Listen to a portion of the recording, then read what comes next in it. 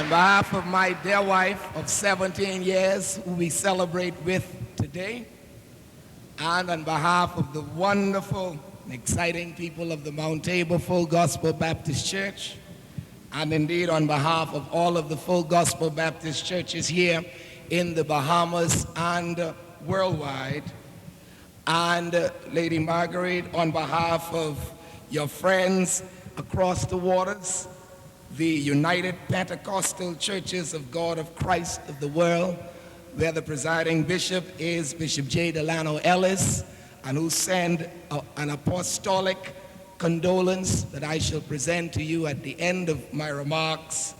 I bring you greetings.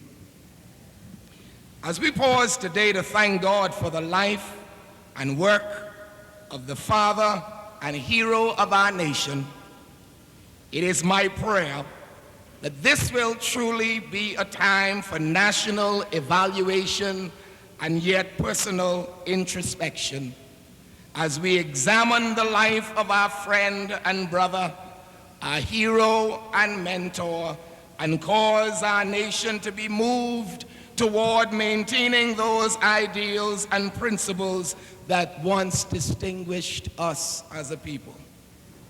So Lynden Oscar Pindling, he fought long, he fought hard, and he fought well.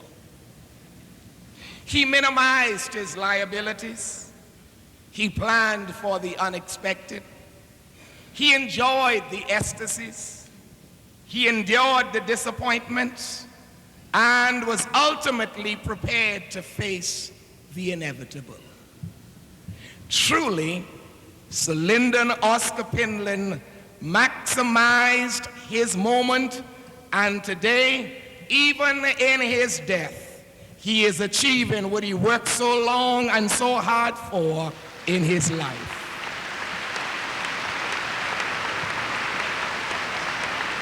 What was it for which he worked so long and so hard? It was to see one Bahamas, a nation whose people not only believe that they are entitled to the best that life has to offer, but also a people who will know when to lay aside all of our differences, all of our idiosyncrasies, and come together for a common cause. And today, we can truly say Sir Lynden had a personal desire to inspire before he retire or expire. Today, Sir Lynden, in his death, is getting what he fought for in his life. And I am sure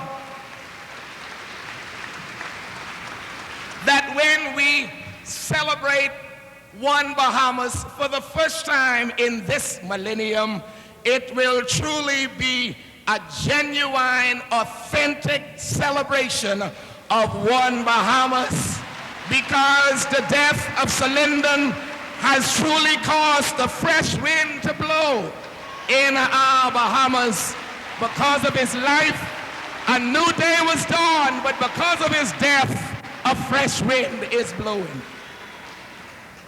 I wish to personally take this opportunity to commend the Right Honorable Prime Minister and the FNM government for the manner in which his government has handled the closure of this important era in our nation's history.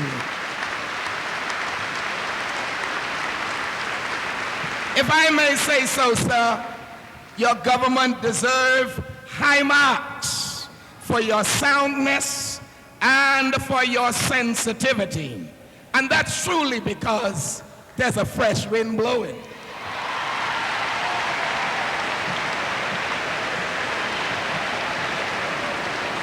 By declaring tomorrow a national holiday, I believe the Right Honorable Prime Minister and his government have not only done a good thing, they have done the right thing.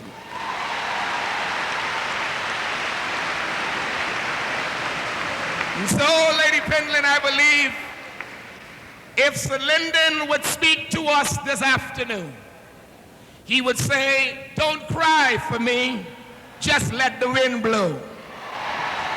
Let the wind blow all over our Bahamas land.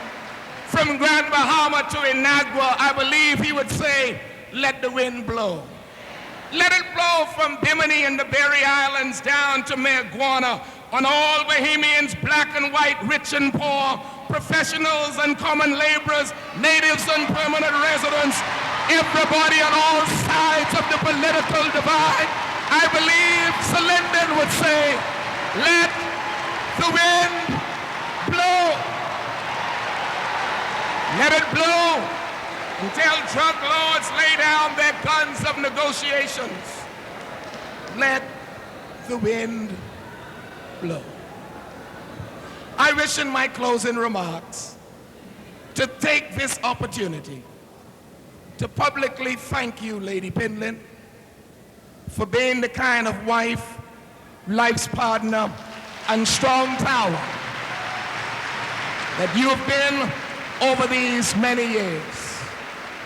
Yes, I'm sure in many ways you have benefited from being in the top spot and in the limelight, but I humbly say that I believe you've given far more than you've received. You, ma'am, have inspired not only but particularly the women of this country, and today thousands of women see you as a woman of class and their role model.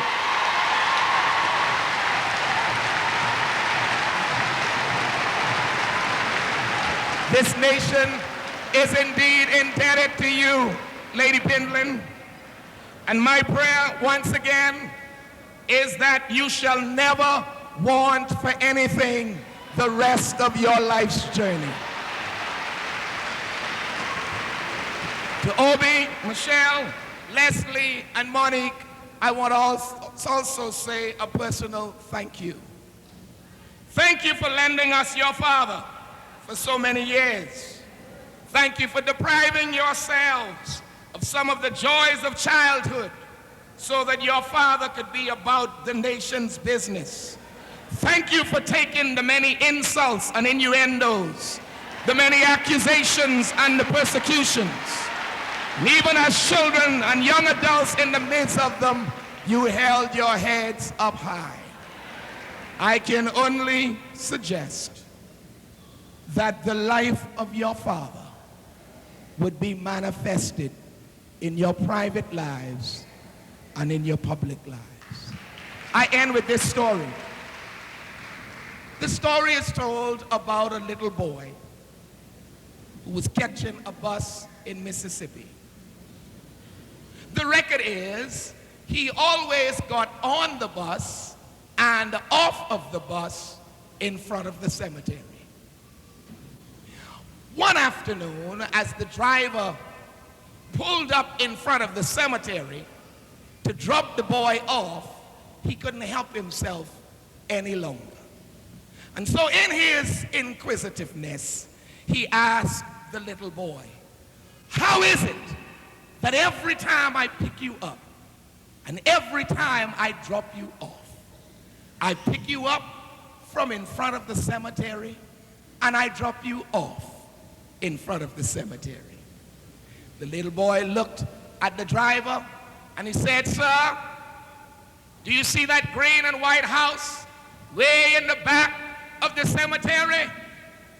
He said, yes. He said, well, that's where I live. And in order for me to get home, I got to pass through the cemetery. When Sir Lynden is laid to rest tomorrow, Lady Pindling and members of the family, just be comforted over the fact that in order to get home, he had to pass through the cemetery.